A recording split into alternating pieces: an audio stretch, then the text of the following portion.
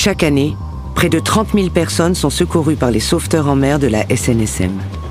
L'association compte 11 000 bénévoles qui font preuve d'un dévouement indéfectible.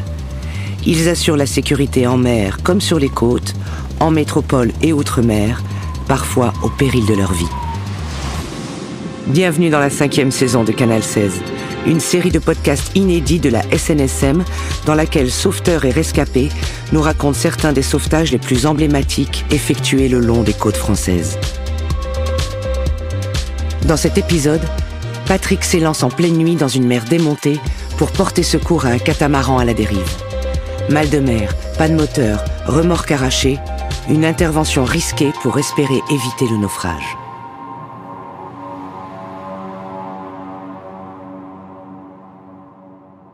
Je me présente, Patrick, je suis patron de la vedette de sauvetage de Port-la-Nouvelle et ça fait 22 ans que je suis à la SNSM.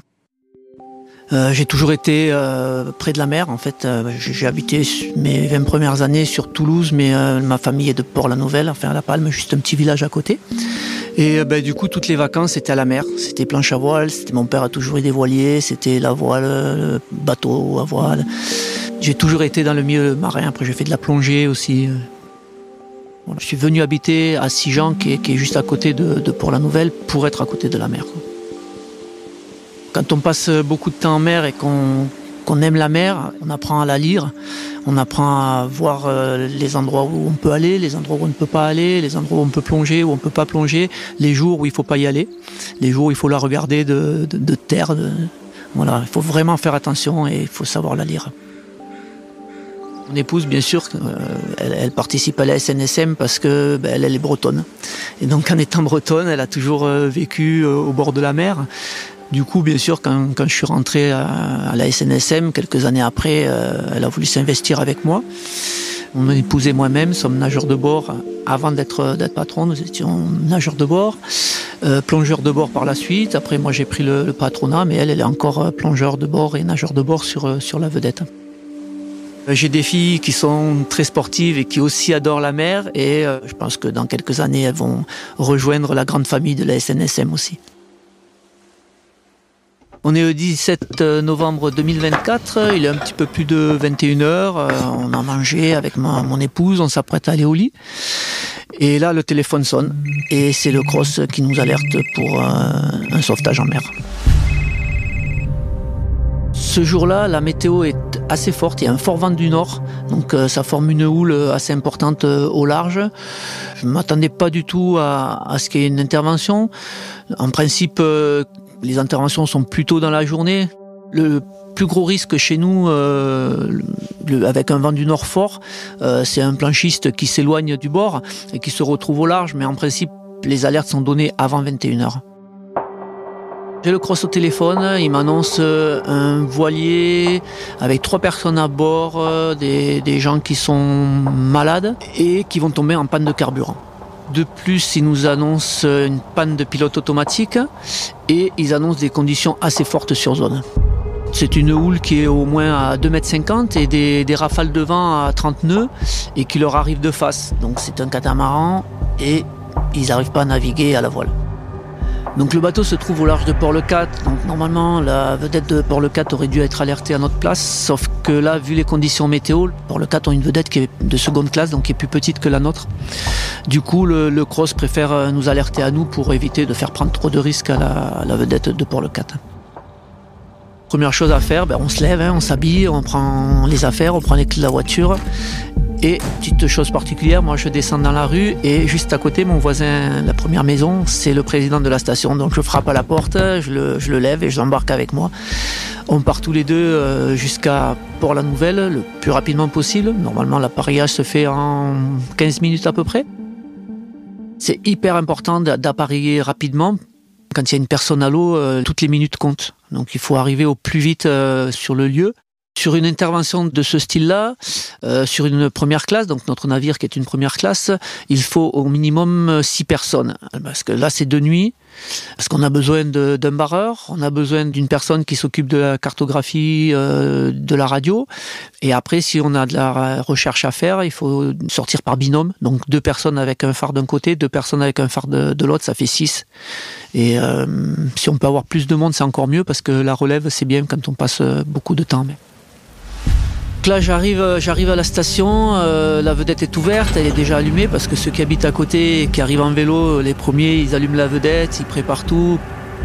Comme moi j'arrive, tout est chaud, tout est prêt. Donc là, je regarde, il y a 6 personnes, c'est bon, on peut appareiller. Ça fait 14 minutes. On sort du port, on prend en direction du large de Port-le-Cat.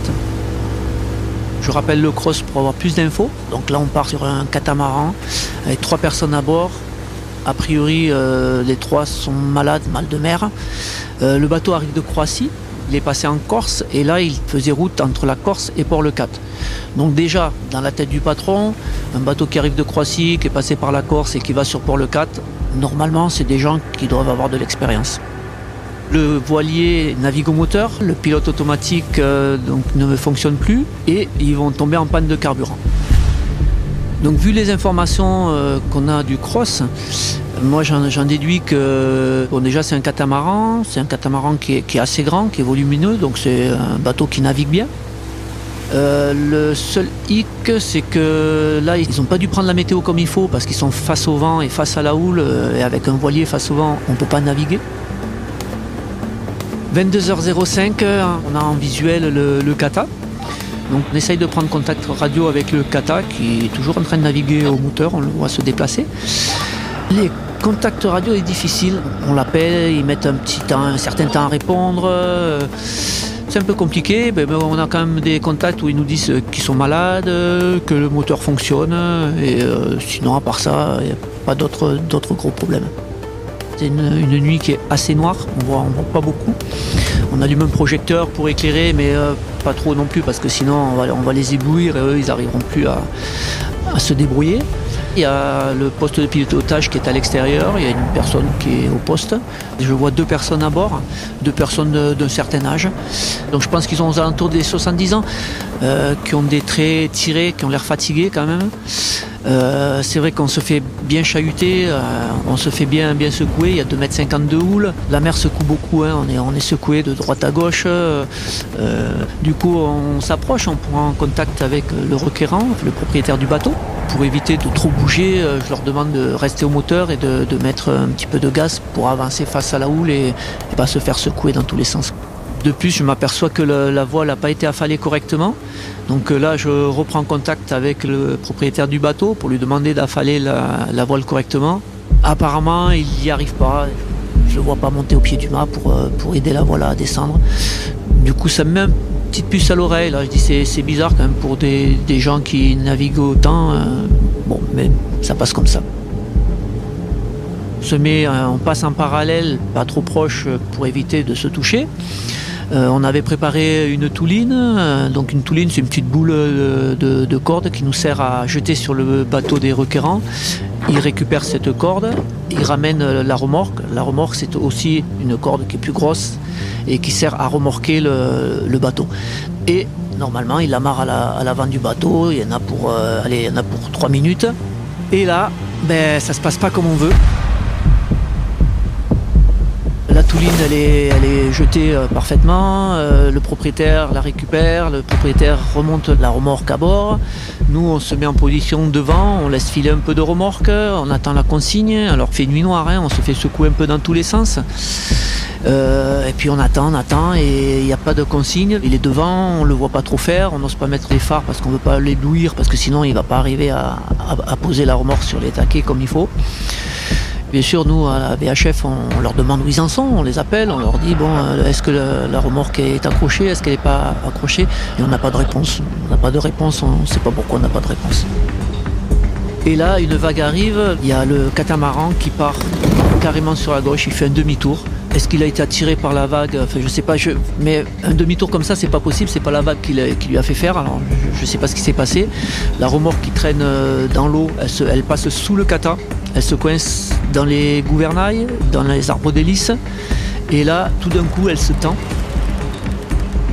Elle était passée sous un barreau de l'échelle de bain qu'on a sur la plage arrière de la vedette. Et quand elle se tend, l'échelle est arrachée, elle vole en l'air, elle retombe dans l'eau. J'ai un collègue qui était mal placé, il se retrouve coincé par la remorque, mais on arrive à le dégager rapidement, heureusement, sans qu'il se fasse mal. Et là, c'est la cata, quoi, parce que le kata est en travers, la vedette est accrochée et on n'arrive pas à larguer. Il faut se libérer, on n'a pas d'autre solution que de se libérer rapidement. Donc là, ni une ni deux, on coupe la remorque. On ne sait pas ce qui s'est passé, on s'écarte, on se sécurise, on s'éloigne un petit peu du catamaran, on se met en sécurité, on fait le point. On regarde ce qui se passe sur le kata. Sur le kata, à l'avant, les deux marins sont comme prostrés, quoi. Ils sont là, ils regardent la remorque, le bout de remorque qui traîne dans l'eau. Ils font rien de particulier, ils ne bougent pas, ils sont à l'avant. Là, il y a un gros problème. On ne va pas pouvoir s'appuyer sur les requérants parce que apparemment ils ne savent pas se servir de la radio, ils n'arrivent pas à garder le kata en ligne droite et ils n'arrivent pas à marrer correctement une remorque sur l'avant, donc on n'a pas d'autre choix que d'envoyer quelqu'un sur le bateau, quoi. Je décide de transférer une personne à bord du kata. C'est une manœuvre dans les conditions actuelles qui est hyper risquée. Donc on va s'approcher par l'arrière, à savoir que le kata il est plus en mouvement, donc du coup il est à travers de la houle. Donc en fait il monte, il descend, il tangue d'un côté, de l'autre. Donc il faut s'approcher lentement, le plus lentement possible, et sauter au moment opportun. Et là c'est vraiment millimétré. Au moment où on saute, il faut que le barreur fasse machine arrière pour éviter de taper le kata. C'est une manœuvre dans des conditions de nuit, avec une houle qui fait plus de 2,50 m, c'est vraiment risqué. Moi j'ai la chance d'avoir des équipiers qui sont hyper compétents. Là j'ai un barreur qui est super bon à la barre. Donc c'est lui qui va être à la barre. Moi je suis derrière, je dirige la manœuvre, mais je ne veux pas faire prendre de risque à un de mes équipiers, donc je décide que ce serait moi qui sauterai sur le bateau. Moi je suis sur l'avant. Je suis équipé avec une tenue de car, un gilet de sauvetage, et j'ai en plus pris une radio pour pouvoir communiquer les informations. J'ai le casque, les gants, je suis hyper concentré parce que là il ne faut pas se louper. On a une chance, il faut la saisir. J'ai mes camarades qui sont derrière moi, il y en a toujours un qui est en sécu, qui me tient par le col. Donc là c'est délicat, la manœuvre est délicate. Il y a Cédric qui est aux commandes et qui s'avance doucement, qui s'approche le plus près du kata. Et au moment où la vague soulève, je saute et là j'atterris sur la plage arrière. Cédric qui fait machine arrière, pas de choc, pas d'homme à la mer, tout va bien, je suis sur le kata, je suis en sécurité. Donc là je suis sur l'arrière bâbord du catamaran. Je monte, je passe sur l'avant du kata. Et là, quand j'arrive à l'avant, par le côté bâbord, sur tribord, j'ai toujours mes deux personnes là, qui regardent la remorque, qui regardent devant. Je les interpelle et là, ils se tournent et je vois avec leurs deux gros yeux qu'ils se demandent d'où il sort lui. Parce qu'en fait, ils étaient tout le temps sur l'avant, ils ne nous ont pas vu passer à l'arrière, ils n'ont pas vu faire le transfert. Ils étaient tellement pris par leur mal de mer qu'ils demandaient d'où j'arrivais. Je leur dis, écoutez, vous passez à l'arrière, vous mettez en sécurité dans le cockpit et moi je prends en charge toute la manœuvre. Je prends ma radio, j'annonce à mes équipiers que je suis prêt à recevoir la remorque. Donc eux, ils refont une petite manœuvre, ils passent à côté du kata. Ils me jettent la remorque parfaitement d'ailleurs. Et rapidement, ils passent devant, je prends la radio et je dis c'est bon, vous pouvez mettre en tension. Quand on remorque, le réglage parfait, en fait, c'est déjà le plus long possible. Il faut que la remorque traîne légèrement dans l'eau pour qu'elle soit bien réglée. Sinon, il y a risque de casse matériel, risque de casse de remorque. Et de plus, on règle les deux navires de façon à ce que les deux navires montent sur la vague, sur la crête de la vague en même temps et soient dans le creux de la vague en même temps. La remorque est tendue et le remorquage commence. On regarde un petit peu le temps qui est passé. On a mis à peu près 1 heure pour faire cette intervention. Du coup, je redescends et puis j'en profite pour prendre contact avec le propriétaire et la personne qui était devant et puis qui me raconte un petit peu ce qui s'est passé et ils m'éclaircissent sur plusieurs points. Donc le premier point, c'était la radio, contact radio difficile. Alors pourquoi ? Tout simplement parce qu'ils ont le poste de pilotage qui est à l'extérieur du catamaran et la radio est à l'intérieur. Donc en fait, quand ils étaient à l'extérieur, pour eux, c'était dans la houle, c'était compliqué chaque fois de descendre pour aller à la radio. Et des fois même, ils n'entendaient même pas le message. Sur le fait que le kata ait fait un demi-tour, il avait le mal de mer. Et il avait le seau qui était posé à côté de lui. Et quand il a eu envie de vomir, il s'est penché pour vomir dans le seau, mais il n'a pas lâché la barre. Donc voilà pourquoi le kata a fait un demi-tour imprévisible. Voilà. Les trois personnes me disent qu'elles ont sous-estimé la houle et la montée du vent. En fait, ils avaient prévu d'arriver plus tôt. Et normalement, plus tôt, le vent n'y était pas. Mais sauf que ce qu'ils n'avaient pas calculé, c'est que quand même le vent était en face, donc ils ne pouvaient pas naviguer à la voile correctement. Et du coup, ils ont sous-estimé la consommation du moteur face à une houle. Quand il y a de la houle et du vent, le moteur consomme énormément plus. La météo, je pense qu'elle n'a pas été prise comme il faut. Et je pense qu'il y a beaucoup de manque d'expérience quand même. Vu les conditions météo, la houle à 2,50, le remorquage va se faire en dessous de 5 nœuds, 5 nœuds maxi. Et face à la houle, on va quand même se faire secouer. Le kata tape beaucoup, la vedette aussi. Et à des vitesses réduites comme ça, on est un peu plus sensible au mal de mer. Donc dans le kata, ça s'est déjà fait. Ils ont le mal de mer, donc ils continuent. Mais sur la vedette aussi, j'ai 2 ou 3 équipiers qui ont eu un petit mal de mer, qui ont dû se mettre dehors pour... Donc ça, le mal de mer, ça arrive à tout le monde. Ça peut arriver même à des gens qui passent toute leur vie en mer. Donc là, il est 3h25, on a passé pas mal de temps en mer. Donc on arrive, on a Port-le-Cat qui est en visuel, on s'approche du port. On arrive à quai, on a une petite manœuvre délicate pour poser le kata à quai parce qu'on n'a pas énormément de place, mais on s'est exécuté parfaitement. On est sécurisé, les personnes descendent et là vraiment ils sont vraiment reconnaissants. Ils ont trouvé qu'on avait été très professionnels parce que c'était assez complexe comme remorquage. Pour nous, c'est pas fini, et donc on arrive à Port-la-Nouvelle, les 4h50, on a passé presque 8 heures en mer. Pour moi, le message important à faire passer, c'est bien prendre la météo, ne pas sous-estimer la mer, ne pas se surestimer, et si on se lance, il faut être compétent, il faut pas faire plus que ce qu'on est capable de faire.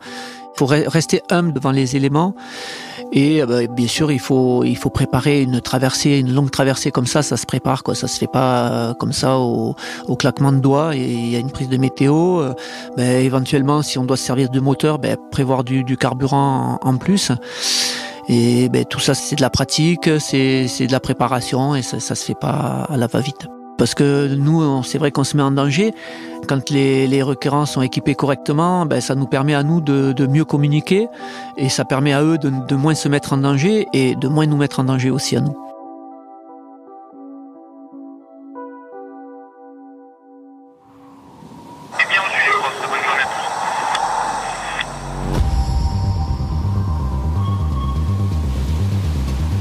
Le sauvetage de la vie humaine en mer et sur les côtes est gratuit. La SNSM est une association qui vit essentiellement grâce à votre générosité. 200 ans de vie sauvée, ça ne s'oublie pas. Aujourd'hui comme hier, les sauveteurs en mer ont besoin de vous. Faites un don sur snsm.org.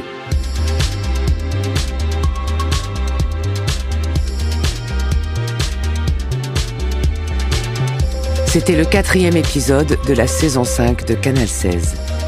Une histoire de la SNSM racontée au micro de Chloé Vibo, avec la voix de Rebecca Finet, réalisée par Nicolas Deferrand, mixée par Ben Oriel et produit par l'Acmé.